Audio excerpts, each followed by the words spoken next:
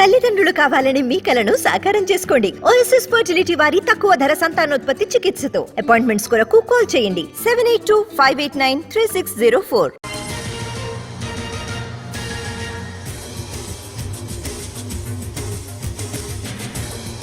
బీహార్ రాజకీయం ఒక్కసారిగా వేడెక్కింది. సీఎం నితీష్ కుమార్ కాంగ్రెస్ కు షాక్ ఇచ్చేలా కనిపిస్తున్నారు. ఆయన ఇండియా కూటమికి రామ్ చెప్పి కమలంతో దోస్తీకి సిద్ధమైనట్టుగా వార్తలు వినిపిస్తున్నాయి.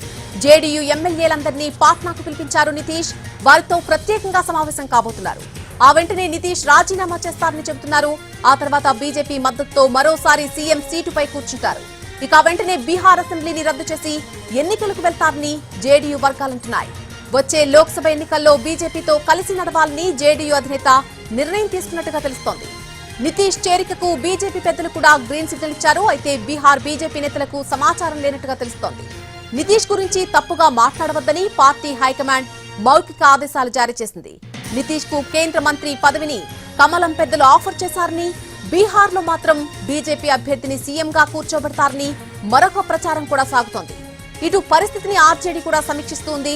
లాలూ యాదవ్ నివాసంలో ఆర్జేడీ ముఖ్య నేతలు సమావేశమయ్యారు.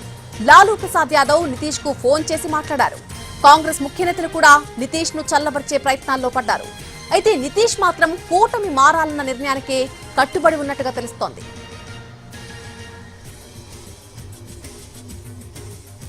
ఇండియా కూటమి ప్రధాని అభ్యర్థిగా తానే ఉండాలని నితీష్ భావిస్తున్నారు.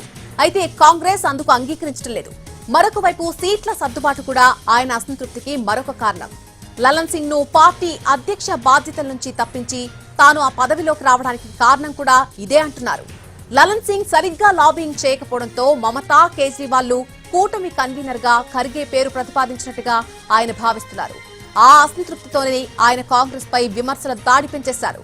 వారసత్వ రాజకీయాలపై కామెంట్లు చేసి అటు రాహుల్, ఇటు లాలూ కుటుంబాన్ని టార్గెట్ చేశారు. బుధవారం కూడా కాంగ్రెస్ పై విమర్శలు చేశారు. కర్పూరి ఠాకూర్ కు భారతరత్న ఇవ్వాలని తాము ఎప్పటి నుంచో కోరుతున్నా కాంగ్రెస్ పట్టించుకోలేదని అన్నారు. మోడీకి కృతజ్ఞతలు తెలిపారు. రాహుల్ జోడో యాత్రకు హాజరు కావాలన్న ఆహ్వానాన్ని కూడా ఆయన పట్టించుకోలేదు.